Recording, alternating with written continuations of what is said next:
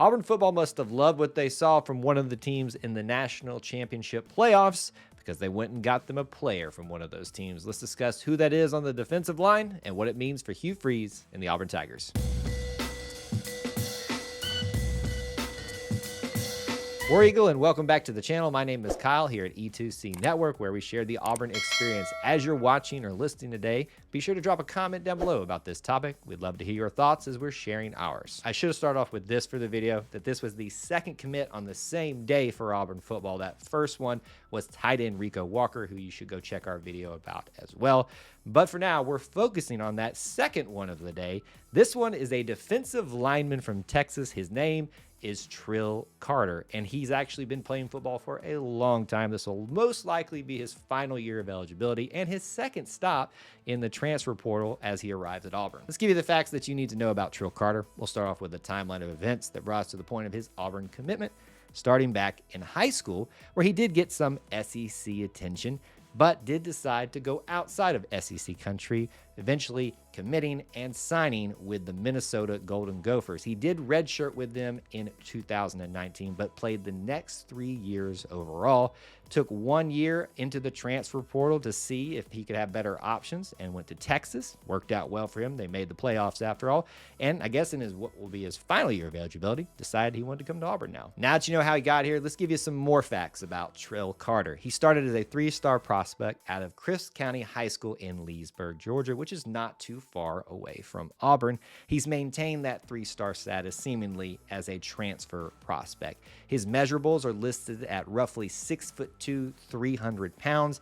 And if you know those measurables pretty well, you'll know that puts him nicely and where is he expected to play at the defensive tackle position. Now let's back up those facts with a few stats. We'll look at his Texas stats since they are the most recent. He played in 13 games where he had 9 tackles, 7 were assists, 2 were solo.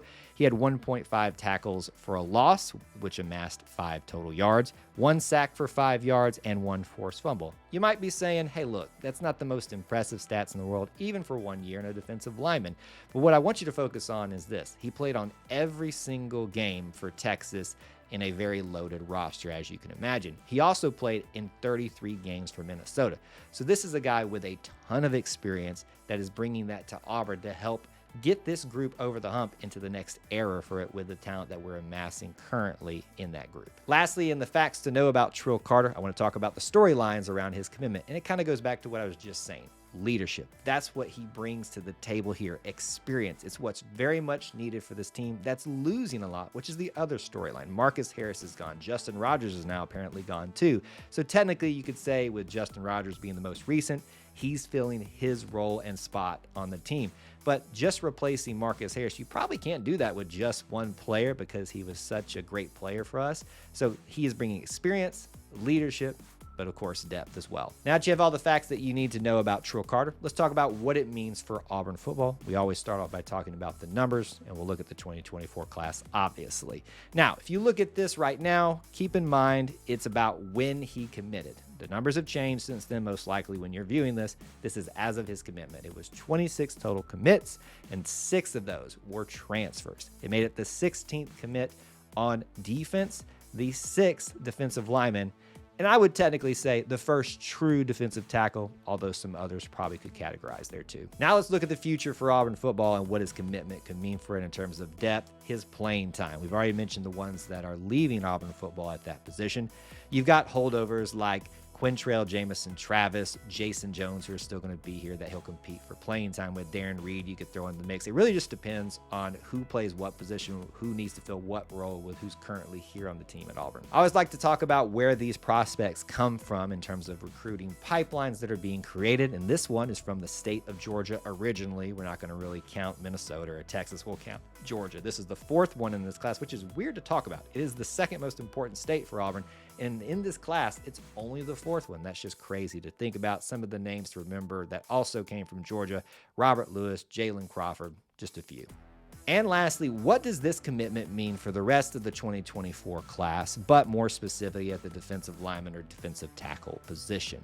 If you look at where the roster stands right now, there are approximately 9 defensive linemen on the roster with, in my estimation, about 6 of those likely going to see the playing time. Give or take, if people decide they have eligibility or not, those numbers could change. But for now, those 6 people, it breaks down to what will be roughly 4 seniors and 2 sophomores. So as you can see, it's a very heavy upperclassmen group, which means that he's also going to provide upperclassmen depth, but at the same time, we need time to build up our base at the backside of this position group, especially at the defensive tackle position and him filling spots that have been vacated right now. So what does it mean? I think we're probably going to bring in 1 more defensive tackle at the very least in the transfer portal. Just looking at the numbers alone, I don't have any specific names out there. Just a guess for me looking at the numbers. So there you have it, my thoughts on Trill Carter from the transfer portal for Auburn football. We'd love to know your thoughts on him down in the comments section below. As always, check out those links in the description of our YouTube videos for ways that you can help support us here at E2C Network, where we share the Auburn experience. War Eagle.